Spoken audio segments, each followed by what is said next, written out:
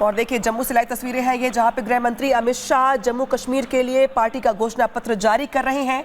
तो देखिए जिस तरीके से हम पहले भी इस बात की चर्चा कर रहे थे कि जम्मू कश्मीर में विधानसभा के चुनाव 10 साल के बाद हो रहे हैं और उसी को लेकर बीजेपी की तैयारी पूरी, और तैयारी के साथ साथ जम्मू कश्मीर के लिए अब बीजेपी की ओर से संकल्प पत्र जारी कर दिया गया है। और कुछ देर में गृह मंत्री अमित शाह लोगों को संबोधित करने वाले हैं और बताने वाले हैं कि पार्टी के मन में जम्मू कश्मीर के लिए क्या है।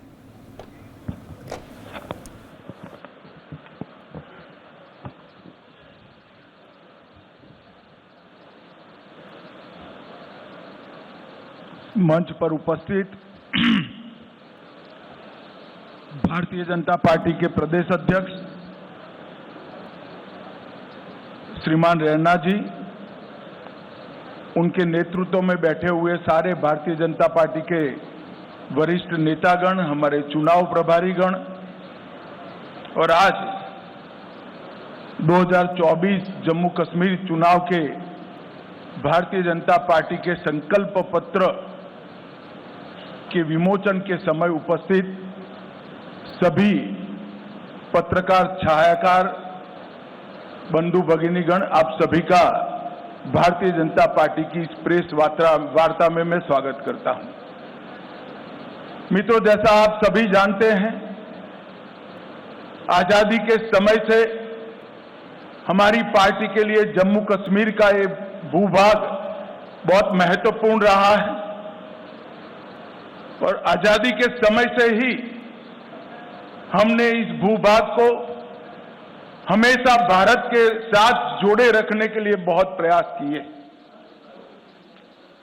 पंडित प्रेमनाथ डोगरा के आंदोलन से लेकर श्यामा प्रसाद मुखर्जी की शहादत तक ये पूरा संघर्ष पहले भारतीय जनसंघ और फिर भारतीय जनता पार्टी ने आगे बढ़ाया, क्योंकि हमारी पार्टी मानती है कि जम्मू कश्मीर हमेशा से भारत का हिस्सा है और रहेगा, इसमें कभी कोई संशय नहीं रहा।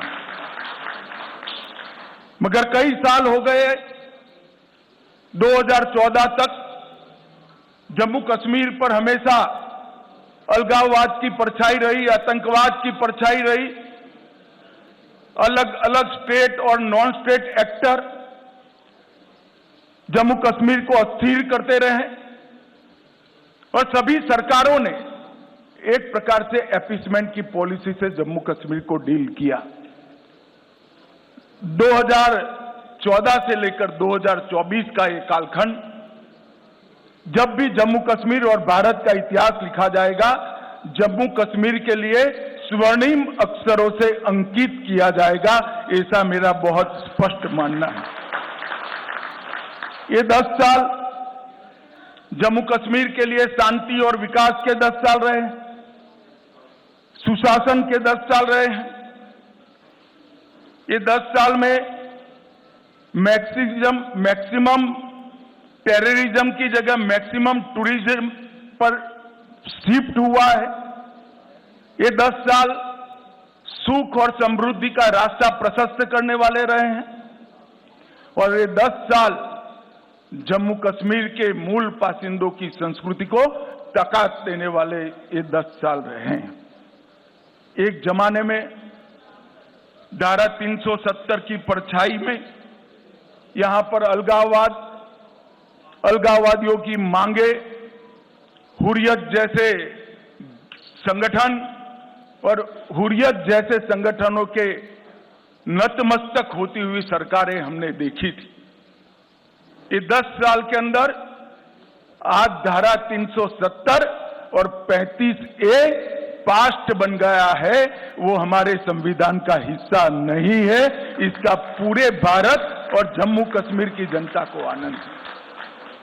यहां जो शांति, विकास और सामाजिक न्याय जमीन पर उतरने का काम हुआ है, इसका मूल कारण नरेंद्र मोदी जी का एक ऐतिहासिक फैसला 5 अगस्त 2019 को धारा 370 को समाप्त करने का।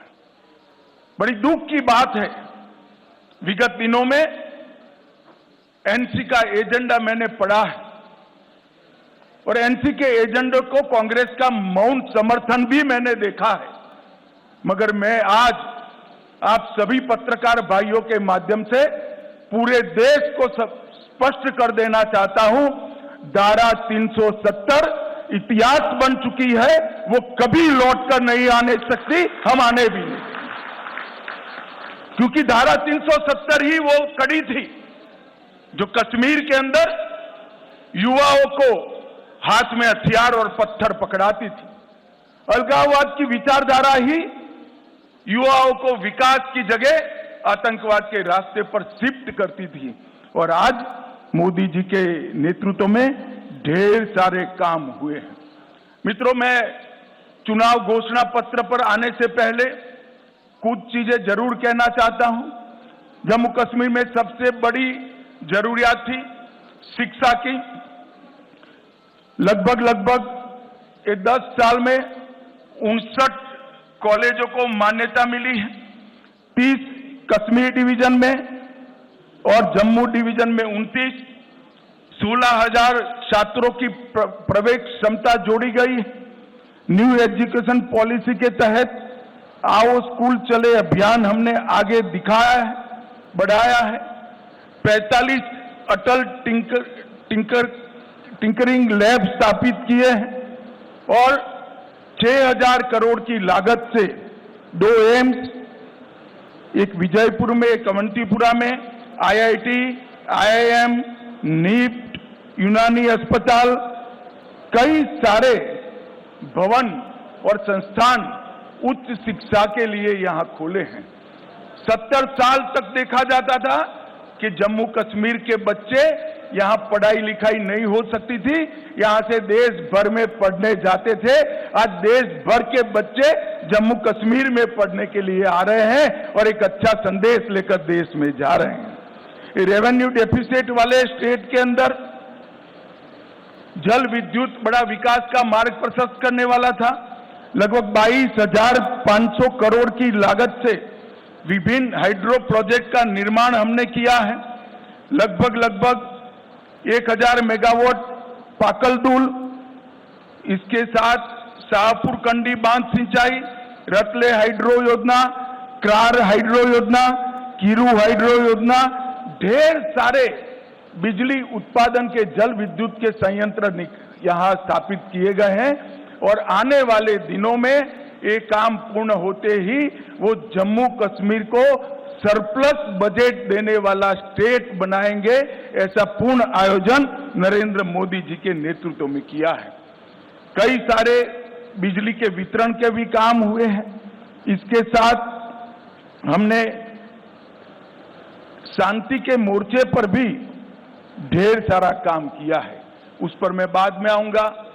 पहले सामाजिक सद्भाव और समरसता पर भी बात रखना चाहता हूं।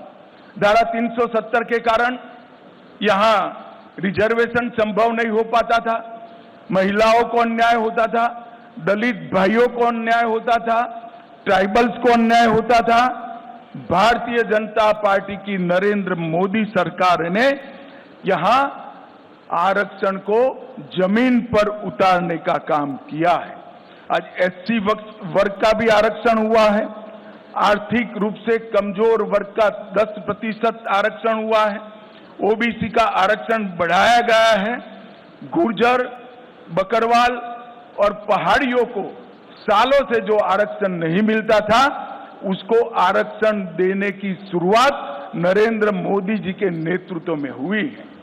हमने NC का एजेंडा देखा है। उन्होंने कहा है कि हम इस पर पुनः विचार करेंगे। मैं श्री उमर अब्दुल्ला को बताना चाहता हूं, उमर साहब, चुनाव का नतीजा जो आए वो आए, हम गुर्जर, बकरवाल और पहाड़ी के आरक्षण को आपको छूने नहीं देंगे। ये बात आप याद रखें। ये भारतीय जनता पार्टी का संकल्प है। भाई और बहनों, ग्रास रूट डेमोक्रेसी, पहले डेमोक्रेसी 3 परिवारों में सीमित होकर रह गई थी। ना पंचायत चुनाव होते थे, ना तहसील पंचायतें बनती थी, ना जिला पंचायतें होती थी। भारतीय जनता पार्टी की सरकार ने ग्राम पंचायत, तहसील पंचायत, जिला पंचायत और म्यूनिसिपैलिटी के चुनाव कर पंचायती राज को बहाल करने का काम किया है और यहां लोकतंत्र को प्रस्थापित किया है। पहले जम्मू कश्मीर में एक जमाना था कि 10% अगर वोटिंग हो जाती है तो सारे अंग्रेजी अखबारों में हेडलाइन बनता था कि जम्मू कश्मीर में डबल डिजिट वोटिंग हुआ। आज मैं बताना चाहता हूं, ब्लॉक विकास परिषद के चुनावों में 98.3% और अभी जो हुआ आम चुनाव उसमें 58.46% वोट, जो रिकॉर्ड वोट है, जो बताता है कि घाटी और जम्मू दोनों की जनता लोकतंत्र के साथ है। बम की परछाइयां, धमाके, मशीन गनों की आवाज कश्मीर में लंबे समय तक सुनी गई। ये 10 साल में धारा 370 हटाने के बाद विशेष रूप से यहां के सुरक्षा परिदृश्य में आमूलचूल परिवर्तन हुआ है। पहले कुल घटनाएं 7,217 10 साल में हुई थी 4 से 14 में, 14 से 24 में सिर्फ 2272 पर आकर अटकी और वो 70% की कमी बताती है। कुल मृत्यु में 66% और नागरिकों की मृत्यु में 80% कमी दर्ज करने का काम हमारे प्रशासन ने किया है।